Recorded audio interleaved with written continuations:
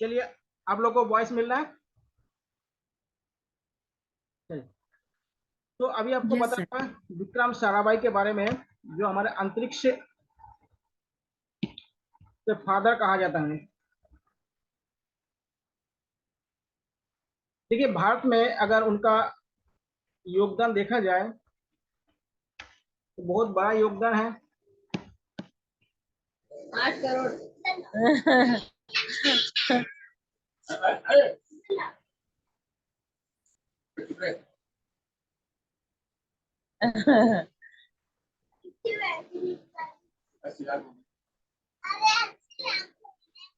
इनका mic on है, जरा ऑफ कर लीजिएगा।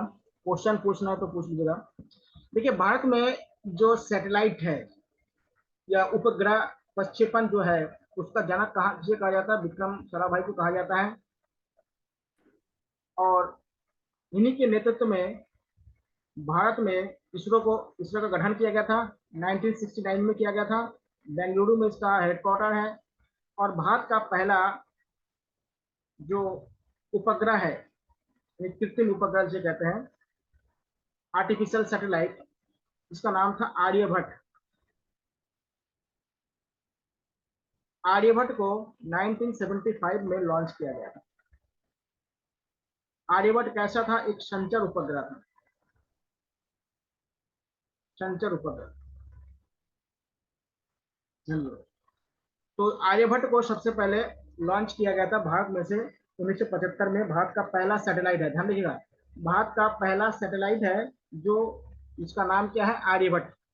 इसको आर्यभट्ट प्रथम भी कहा जाता है, क्योंकि बाद में इसमें और बड़ा सीरीज जोड़ा गया था। तो आर्यभट्ट प्रथम मान लीजिएगा। आर्यभट्ट प्रथम क्या है? भारत का पहला सैटेलाइट है। तो भारत का पहला सैटेलाइट कौन सा है? आर्यभट्ट प्रथम।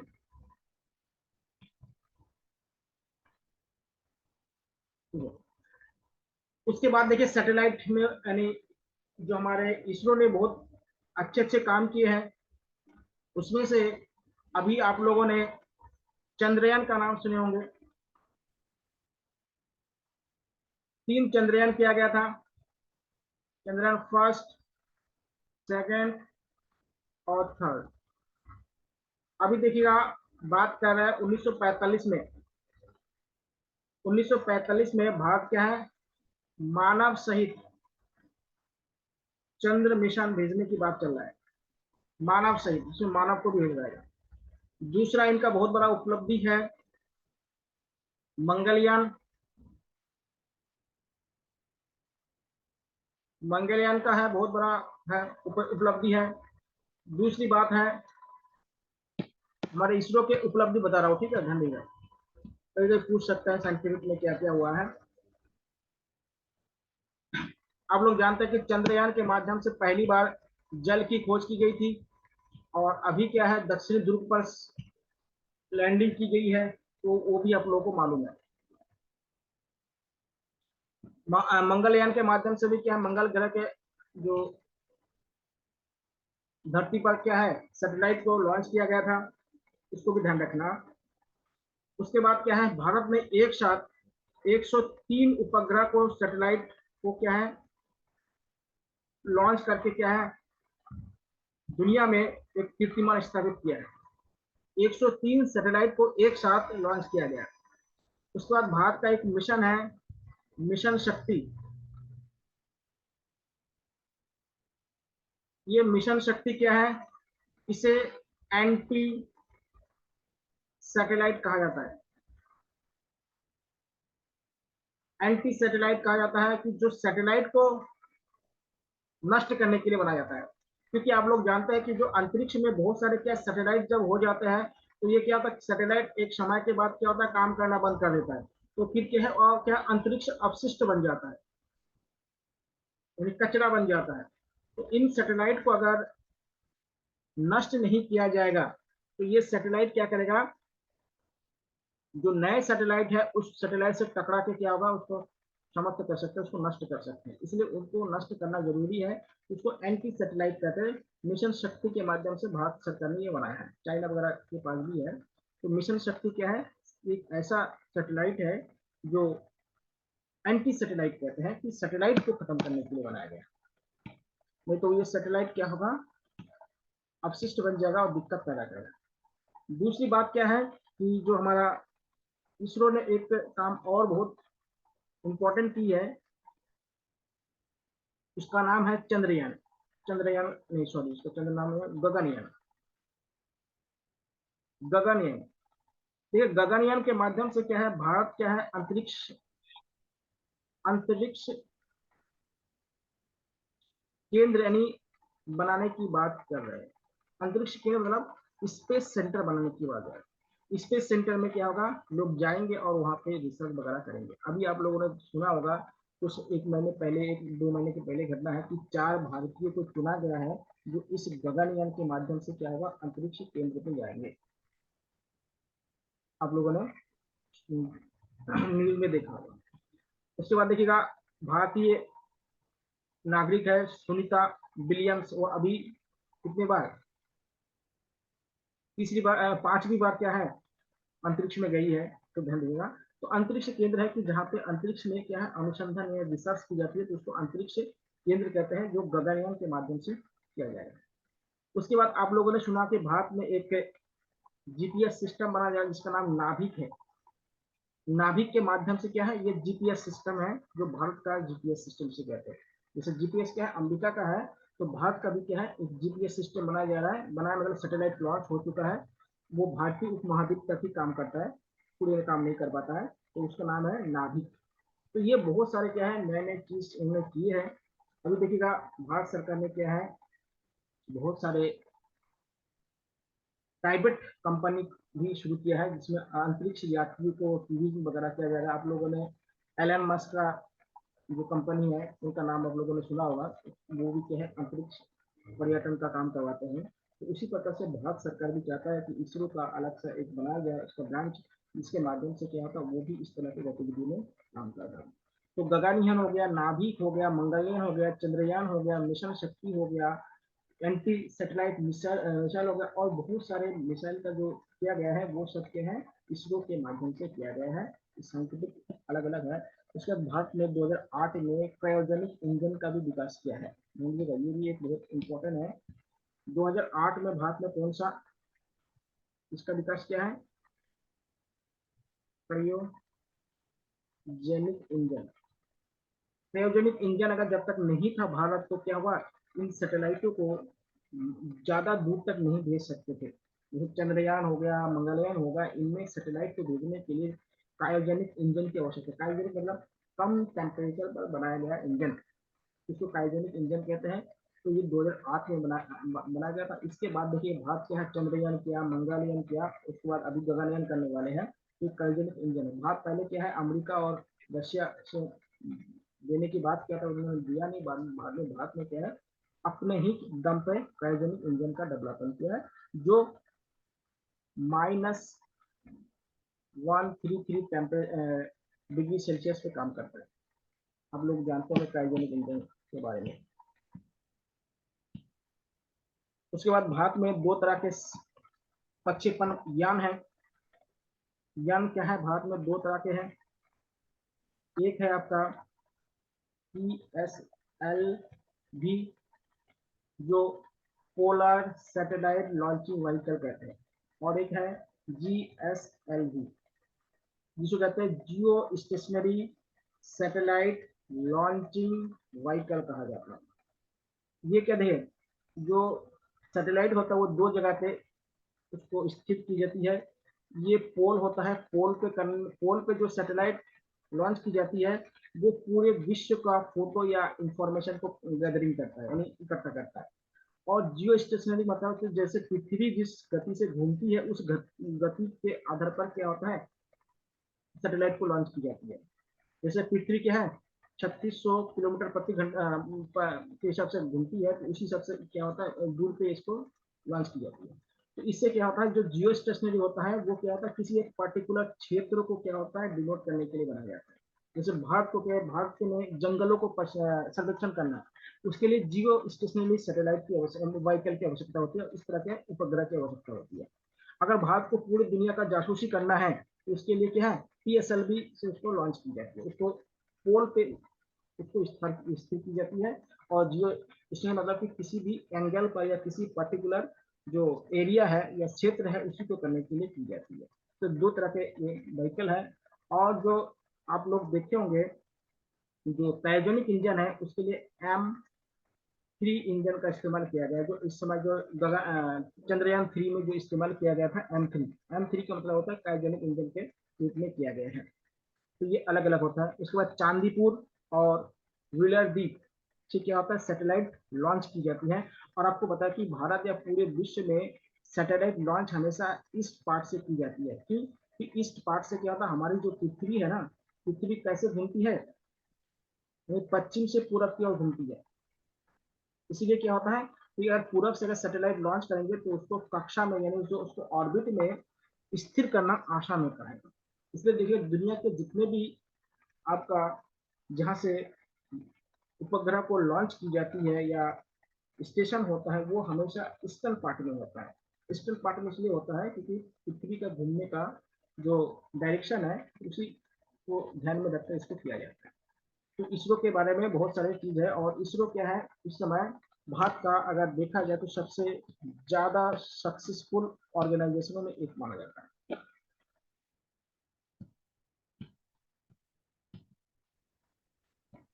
उसके बाद आता है राज रेड्डी जो एआई पर काम किया। एआई मतलब आर्टिफिशियल इंटेलिजेंस, जो रोबोटिक सेक्टर में बहुत ज्यादा इस्तेमाल होता है आजकल। एआई का बहुत ज्यादा इस्तेमाल होने वाला है। आप लोगों ने एक शब्द सुना होगा थिंग्स ऑफ आइडिया। उसके माध्यम से देखिए आजकल घरों में इतने ज्यादा डिवाइस हो गया इलेक्ट्रिक, उन सभी डिवाइस को कंट्रोल करने के लिए ये सब ऑटोमेशन की जा रही है। जैसे कूलर हो गया, कूलर तो नहीं कह सकते, कूलर भी आ गया इस तरह पे, एसी हो गया, आपके पास फ्रीज हो गया वगैरह, जितनी भी आपके इलेक्ट्रॉनिक डिवाइस है उसको कंट्रोल करने के लिए क्या है इस तरह की चीजों को इस्तेमाल किया जाता है। थिंग्स ऑफ नॉलेज के माध्यम से जो की जाती है, जिससे क्या है मैक्सिमम चीज को आप दूर बैठे बैठे उसको निगरानी कर सकते हैं, उसको कंट्रोल कर सकते हैं।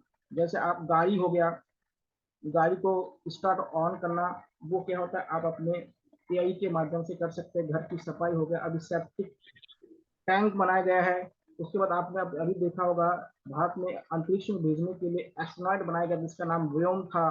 तो इस तरह के बहुत से, उसके बाद आप लोगों ने सोफिया का नाम सुने होंगे जो पहला ह्यूमनाइड है जो पूरी तरह से बातचीत करता है आदमी जैसा। जापान में तो बहुत ज्यादा जो हॉस्पिटल और जो होटल वगैरह है इसमें ज्यादा इस्तेमाल किया जा रहा है। घरों में भी जो बहुत ज्यादा इस्तेमाल हो रहा है इस तरह का ऑटोमेशन का। तो इस समय ऑटोमेशन बहुत ज्यादा आगे बढ़ा। तो ये जो एआई है उसका डेवलपमेंट किसने किया था? राज रेड्डी ने करवाया था। तो किसने करवाया? राज रेड्डी का नाम याद रखिएगा। तो राज रेड्डी के माध्यम से ये करवाया गया था। जो तो ये आजकल बहुत ज्यादा इम्पोर्टेंट है, समझ लीजिएगा। एआई एआई क्या है आजकल बहुत ज्यादा इम्पोर्टेंट है। आप लोग बता सकते हैं कि एआई का जनक किसे कहा जाता है या किस देश में ये बना था? अगला देखिएगा श्री निवास रामानंद जी का नाम सुना होगा आप लोगों ने। ये भारत में गणित के बहुत बड़े ज्ञाता थे।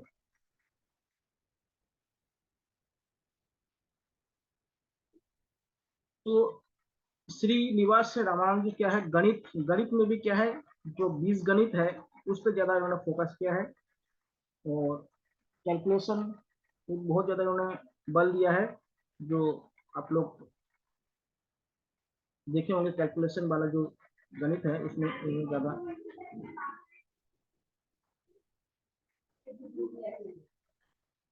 तो ये गणित के बारे में बहुत ज्यादा है। इन्होंने क्या है जो कैलकुलेशन है, calculation method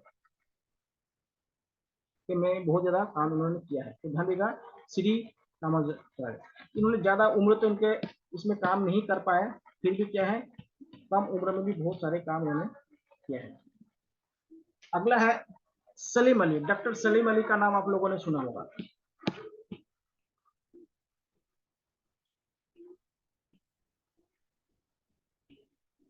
doctor Salim Ali का नाम जानते हैं? इनको कहा जाता है भारत में वर्ड मैन के नाम से आता है। पक्षियों का पिता या पक्षीमैन के नाम से इनको जाना जाता है, बर्डमैन के नाम से जाना जाता है। इन्होंने पक्षियों पर बहुत ज्यादा रिसर्च किया है और उसमें पक्षियों के जो आवाज है, उनके जो एक्टिविटीज है, इनका बहुत सारा क्या है, बहुत सारी किताबें वगैरह लिखी है। आप देखिएगा इनके बारे में 2-3 चीज जानिएगा। Doctor Salim Ali research centre, क्या है? Doctor Salim Ali research centre यानी शोध संस्थान, शोध संस्थान ये कहाँ पे है? आप लोगों को बताया था, ये कोयम्बटूर सर में, महाराष्ट्र। नहीं कोयम्बटूर में है, कोयम्बटूर। रिसर्च सेंटर की बात बोलो, भूलने के रिसर्च सेंटर की बात बोलो। Doctor Salim Ali research centre की बात हो रही है, ये कोयम्बटूर में है, जो तमिलनाडु में है। एक है doctor Salim Ali national park, national park ये है आपका जम्मू। कश्मीर में है। और एक है डॉक्टर सलीम अली पक्षी विहार, ये 3 अलग अलग जगह पे, इसलिए अलग अलग बता दे रहा हूँ। ये है गोवा में। अगर पक्षी के बारे में बताया जाए तो गोवा में है, नेशनल पार्क बताया जाए तो कश्मीर में है, और शोध संस्थान यानी रिसर्च इंस्टीट्यूट अगर है तो वो है कोयम्बटूर में। कोयम्बटूर में है, वहां पे है तमिलनाडु में। और एक बात ध्यान रखिएगा, एक पिक्चर भी इनके बना था बॉर्डमैन करके, बना भी था, पक्षी राज करके कुछ पिक्चर बना था इसके बारे में, उसको भी ध्यान रखिएगा, पक्षियों पर रिसर्च करना। आप लोग बताइएगा उत्तराखंड में बर्ड वॉचिंग डे कब मनाया जाता है? ये उत्तराखंड में भी क्या है, बहुत ज्यादा संभावना है ना। आप लोग जानते हैं ये नंदोर वाला क्षेत्र है, नंदोर वाला क्षेत्र आप लोग जानते होंगे, चोरगलिया के आसपास का क्षेत्र है। यहाँ पे क्या होता है, हर साल क्या होता है, अप्रैल के महीने में बर्ड वॉचिंग के लिए क्या होता है, प्रोग्राम होता है कि बर्ड को पहचानना, कितने कम हुआ, कितना ज्यादा हुआ, किसका क्या है, वो सब क्या होता है, जो बर्ड वॉचर होते हैं वो उसको निगरानी रखते हैं।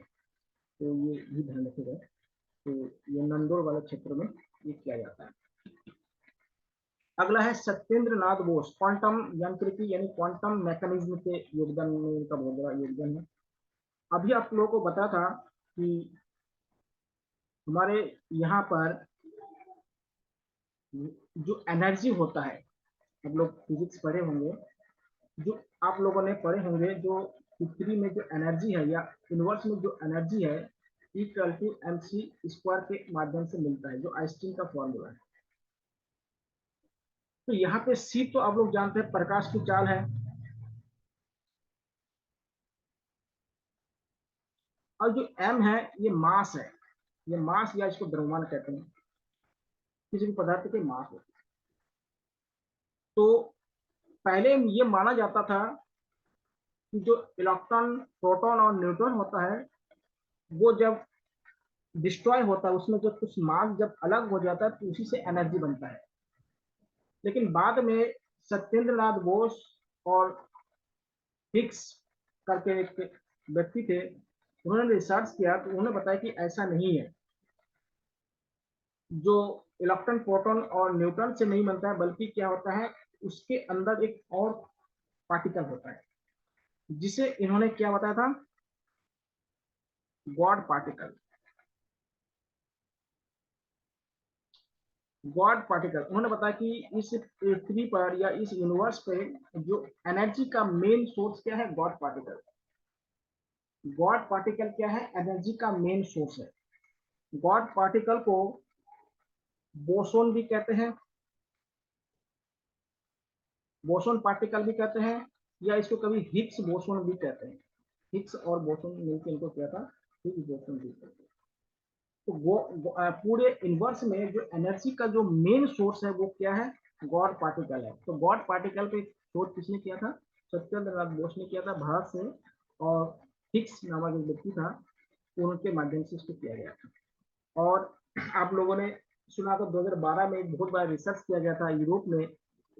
उसमें क्या था कि यही रिसर्च किया गया था कि एनर्जी बनता कैसे है, पूरे यूनिवर्स में जो एनर्जी हमें मिल रहा है, ये एनर्जी का सोर्स क्या है। तो उसी में भी ये बात सिद्ध किया था कि जो गॉड पार्टिकल है इसी से एनर्जी मिलता है, ना तो न्यूट्रॉन इलेक्ट्रॉन प्रोटॉन से एनर्जी नहीं मिलता है, बल्कि गॉड पार्टिकल होता है जो हमारे परमाणु होता है उसी के अंदर क्या होता है।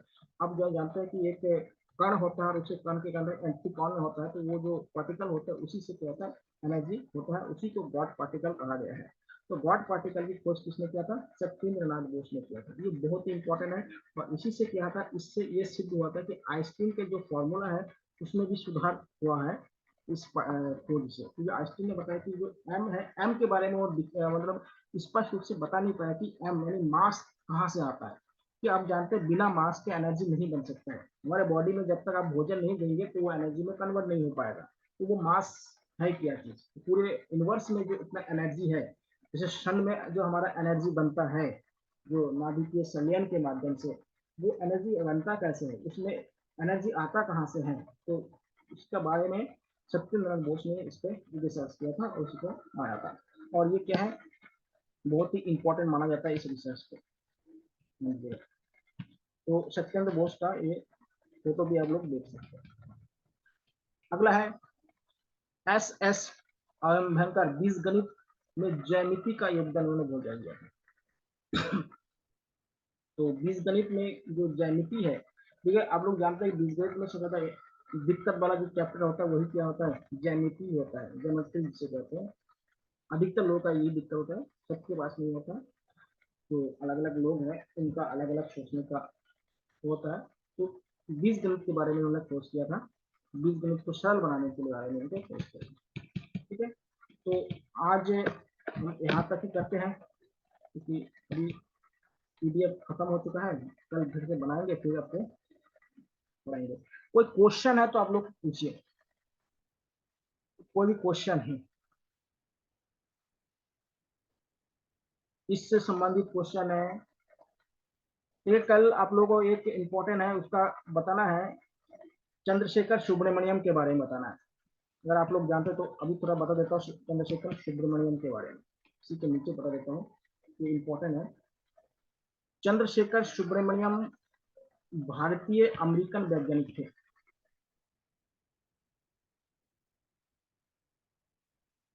चंद्रशेखर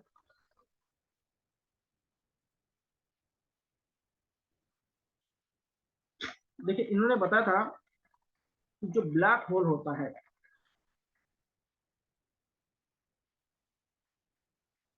उसके बारे में बताया। आप अगर फिजिक्स पढ़े होंगे तो या जियोग्राफी पढ़े होंगे तो आपको मालूम होगा, जितने भी स्टार होते हैं, तारे होते हैं, ये सभी ब्लैक होल नहीं बनाता। ब्लैक होल बनाने के लिए एक क्या है, क्राइटेरिया होता है, एक नियम होता है, उसे कहते हैं चंद्रशेखर सीमा कहते हैं, या चंद्रशेखर लिमिट कहा जाता है। उसे क्या कहते हैं, चंद्रशेखर सीमा या चंद्रशेखर लिमिट कहा जाता है। अभी कौन है बार बार हट जा रहा है। चंद्रशेखर सीमा या चंद्रशेखर लिमिट क्या होता है पहले समझिएगा। अगर कोई भी स्टार अगर ब्लैक होल बनाएगा तो उसका क्या क्राइटेरिया होगा पहले समझिए। पहला क्राइटेरिया होगा कि जो सन है, यानी मास ऑफ सन, सूर्य का द्रव्यमान मास, अब लोग जानते हैं मास और वेट में अंतर होता है, इसको ध्यान रखिएगा। द्रव्यमान लिखा हो तो उसको आप वेट मत समझिएगा। 1.44 से अधिक होना चाहिए, से अधिक। अगर किसी तारे का मास सूर्य के मास का 1.44 मल्टीप्लाई में गुना से अधिक है, तो वही तारे ही क्या है, आपका ब्लैक होल बना सकते हैं। इससे कम मास वाले जो स्टार्स होते हैं वो ब्लैक होल नहीं बना सकते हैं।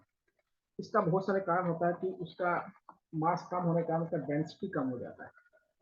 और ब्लैक होल का मतलब होता है, इसका जो डेंसिटी होता है वो क्रिटिकल डेंसिटी होता है या क्रांतिक द्रव्यमान होता है। क्रिटिकल या क्रांतिक द्रव्यमान किसे कहते हैं, या घनत्व कह सकते हैं, द्रव्यमान भी कह सकते हैं, या घनत्व लिखिए, घनत्व सही होगा, डेंसिटी। अगर किसी भी वस्तु का डेंसिटी क्रांतिक या बन जाए डेंसिटी, तो उससे क्या होता है, जो लाइट होता है लाइट पार नहीं हो जा सकता, यानी लाइट को भी एब्जॉर्ब कर लेता है। तो हमारे जितने भी ब्लैक होल होते हैं, ब्लैक होल का मेन होता है जो लाइट होता है, होल लाइट यानी पूरी लाइट को एब्जॉर्ब कर लेता है। आप लोग जानते हैं जो काला चीज होता है वो क्या होता है, ये चीज को एब्जॉर्ब कर लेता है। देखिए ये ब्लैक होल कब बनता है, जब सूर्य का क्या होता है या तारे का डेथ हो जाता है। तो तारे भी क्या है, एक प्रकार का वस्तु है जो उसके अंदर हीलियम और हाइड्रोजन होते हैं। और हीलियम, ये जो हाइड्रोजन है, जब हाइड्रोजन समाप्त हो जाएगा तो उसे तारे का डेथ कहा जाता है। जिस दिन किसी भी तारे के अंदर जो हाइड्रोजन है, उस हाइड्रोजन जिस दिन समाप्त हो जाएगा तो उस हाइड्रोजन को, उस तारे को क्या है, डेथ कहा जाएगा। और डेथ करने से होने से क्या होगा, उसका डेंसिटी बढ़ जाता है।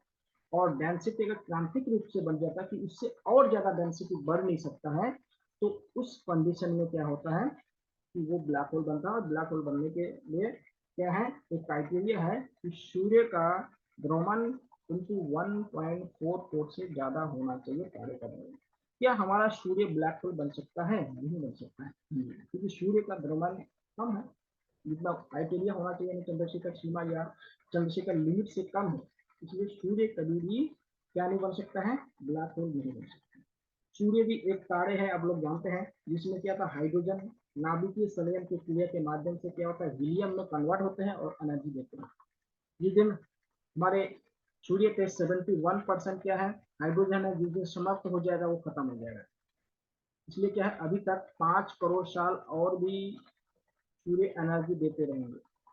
5 करोड़ साल तक के वर्ष तक क्या है, सूर्य से ऊर्जा हमें और मिलते रहेंगे। उसके बाद सूर्य क्या होगा, समाप्त हो जाएंगे, उसके बाद कोई नया होगा। अब लोग जानते हैं कि अभी चाइना ने क्या आर्टिफिशियल सन भी बना लिया है।